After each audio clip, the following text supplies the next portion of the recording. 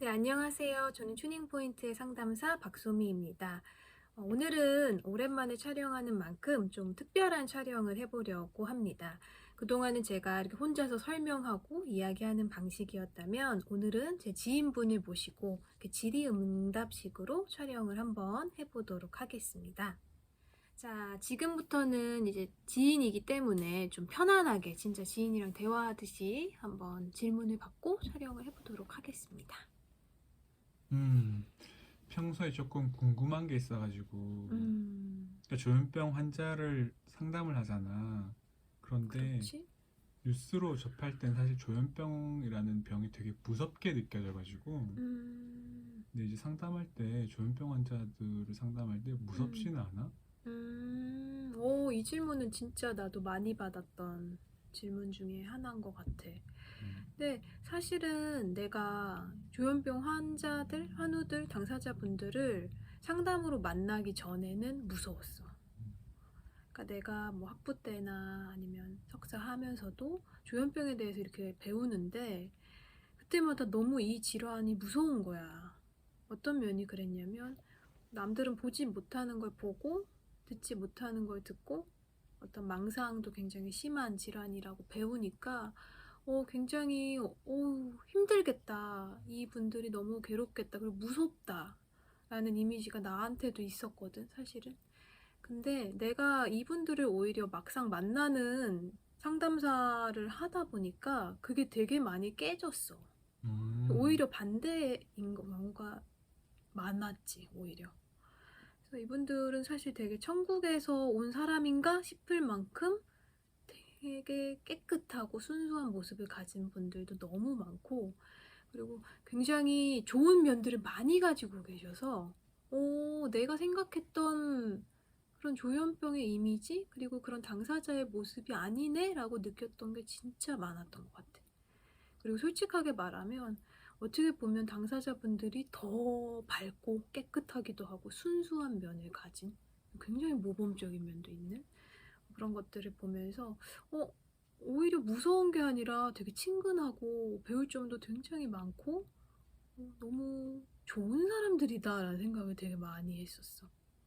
그런데 이제 다만 이 조현병의 증상이 아무래도 환청, 환시, 망상 뭐 이런 것들이 있다 보니까 이 급성기가 되면 이런 증상들이 막 이렇게 붐업 정말 막 심해지는 거지. 근데 이제 약물까지 제대로 복용을 안 하고 있으면 정말 당사자 스스로도 자신을 컨트롤하기가 굉장히 어려운 상황에 놓이게 돼. 이제 그럴 때는 사실 그런 급성기 때는 사실 위험한 부분이 그래서 있다고도 보는 거지. 나 같은 경우에도 상담을 할 때 그런 환청이나 환시나 망상 그리고 약물을 복용하지 않고 그런 것들이 너무 심한 급성기의 내담자는 받지 않고 있어. 왜냐면 그러면 상담의 효과성도 굉장히 떨어질 뿐더러 또 내담자 스스로도 되게 힘들어 하거든. 그래서 그런 경우에는 서로에게 위험할 수 있기 때문에 상담을 하지 않고 우선 약물 복용하고 안정된 상태에서 그때는 되게 오히려 그 누구보다 되게 귀하고 아름다운 면들을 가진 사람들이기 때문에 그럴 때는 이제 어떤 두려움보다도 오히려 배울 점이 참 많은 사람들이다 라는 마음으로 상담을 하고 있지. 음. 근데 그러면 음, 조현병이 뇌 질환 중 하나잖아. 뇌 질환 음, 영역인데, 상담을 해서 조금 좋아지거나 약간 완치가 되었다라고 생각하는 케이스도 있나? 음. 우선은 완치의 개념부터 좀 설명을 해야 될 것 같아. 그래서 이 조현병이 이제 뇌의 질환이라고 불리고 만성 질환이야 사실은. 그래서 우리 만성 질환 하면 이제 대표적인 병이 이제 암, 그리고 고혈압. 그래서 이거를 물론 이렇게 치료를 할 수 있는 당연히 질환이지만 완치의 개념은 사실 없다고 보면 되는 건데 끊임없이 관리를 해야 하고 그리고 사실 재발할 수도 있는 위험성을 충분히 가지고 있는 질환인 거라서 완치의 개념이 있는 이제 병이라고는 보지는 않고 다만 계속 관리하고 또 살펴야 하는 만성 질환이라고 보는 게 훨씬 더 가까운 거지. 그래서 상담을 하다 보면 이제 거의 완치에 가까운 내담자들을 만나기도 해. 그래서 그분들 같은 경우에는 이제 회사의 팀장님, 뭐 그냥 회사 다니는 우리 일반적인 직장인 분들 중에도 그런 분들이 있고, 그래서 지금 내가 상담하고 있는 케이스 중에도 회사에서 되게 팀장님이시고 그 누구도 조현병인 걸 알지 못하는 그런 분들도 상담을 진행하고 있지.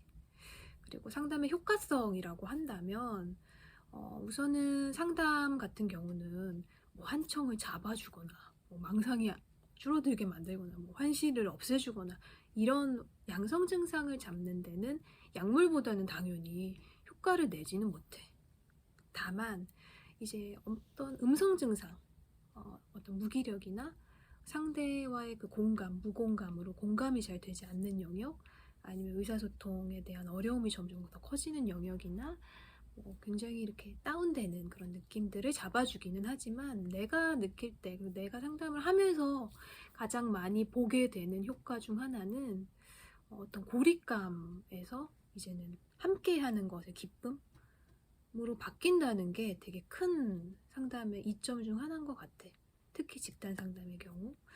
집단 상담의 경우 다른 내담자들, 우리 같은 환우들을 만나잖아. 그러면서 나만 아픈 게 아니구나, 뭐 이런 동질감을 느끼기도 하고, 그리고 뭔가를 같이 하면서 뭔가 고립이 아닌 함께 해보는 기쁨, 또 의사소통의 어떤 기술들이 늘어나는 것들도 뭔가 집단 상담의 효과라고 할 수가 있지.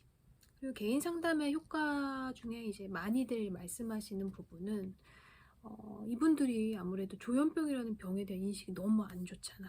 그래서 더더욱 조현병 자체를 나라고 인식을 하셔. 그래서 내가 조현병이다 라고 인식을 하는 게 되게 많거든. 근데 사실은 나는 나고 조현병은 나의 어떠한 일부? 아주 극일부일 뿐인 건데, 그 조현병 자체를 나로 인식하니까 얼마나 세상이 나를 싫어하는 것 같고 나를 진짜 도깨비로 보는 것 같고 그렇게 느끼시겠어. 그래서 그 인식을 바꾸는 것도 상담이 하는 힘과 효과라고 볼 수 있지. 그래서 그냥 그 사람들이 그냥 환우, 당사자가 아니라 땡땡땡 그 사람 자체로 살아갈 수 있도록 그분들을 굉장히 지지해드리고 또 공감하고 받아내주는 거, 그리고 조현병은 나의 일부라는 걸 인식할 수 있도록 돕는 과정이 꼭 필요해.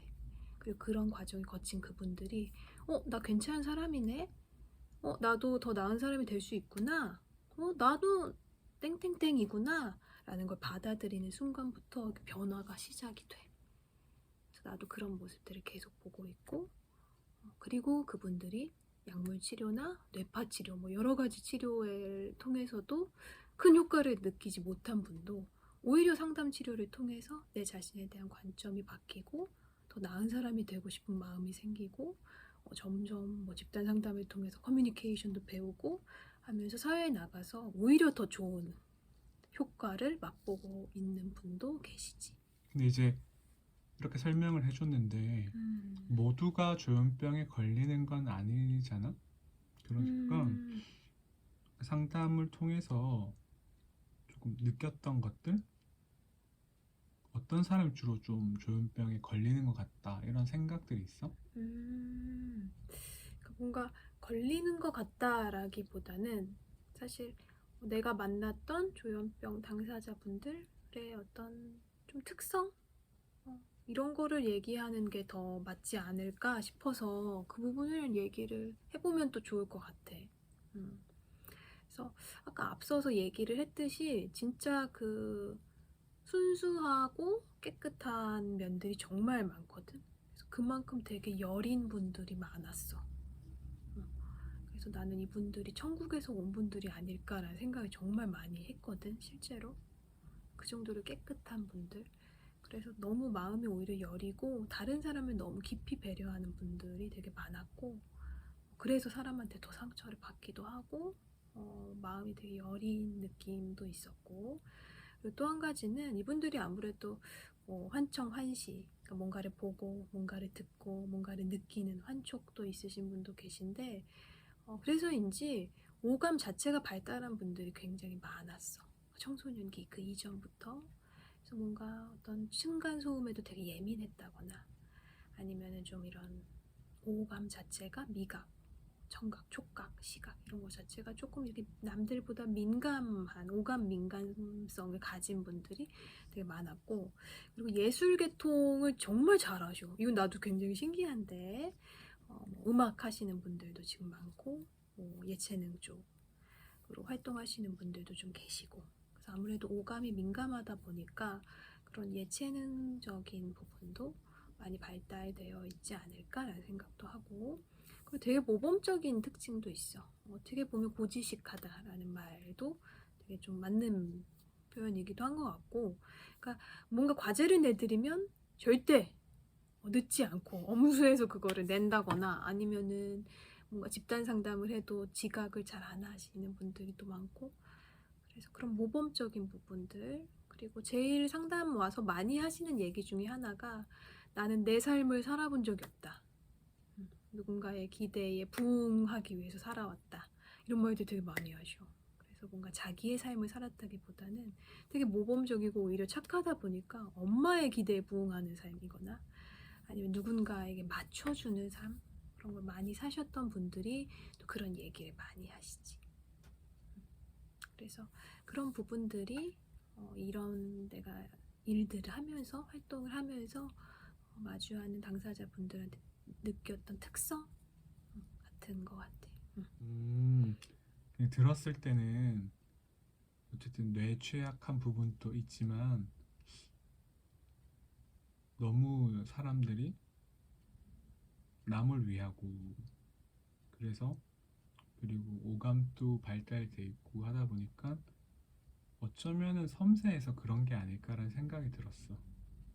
그래서 뉴스로 접했을 때보다는 되게 다를 수 있구나. 물론 증상이 심해서 그리고 심한데 약을 먹지 않아서 그런 걸 수도 있겠지만, 이렇게 상담을 통해서 알게 된 것들을 전달해 주니까 조현병에 대해서 조금 더 알게 된 것 같아. 그래서 맞아. 보통 사람들은 이제 조현병을 뉴스에 나오는 그런 아주 엄청 사건 사고로 접하게 되는 병일 텐데, 사실 내가 상담사로서 마주하는 이들은 그렇지 않은 면들도 같이 가지고 있는 사람들이니까 그런 게 되게 안타까웠던 것 같고, 그래서 나도 그거를 이렇게 얘기하면서 이 영상으로 담게 돼서 나도 굉장히 또 의미 있고 좋았던 것 같아. 그래서 이거를 보시는 우리 여기 계신 분들도 조금 어떤 질환인지, 또 당사자분들이 또 어떠한 것들을 겪고 있고 또 어떻게 치료받고 있는지, 상담 치료 어떻게 받고 있는지 잘 또 보시고 좀 다른 관점으로 또 이 환우분들과 병을 볼 수 있었으면 좋겠습니다. 그래서 다음에도 이런 좀 이렇게 편안하게 대화하는 식으로 컨텐츠를 찍어보거나, 아니면 또 제가 뭔가를 전달하는 식으로 내용을 좀 꾸려서 영상을 찍어보도록 하겠습니다. 그러면 다음 시간에 또 만날게요.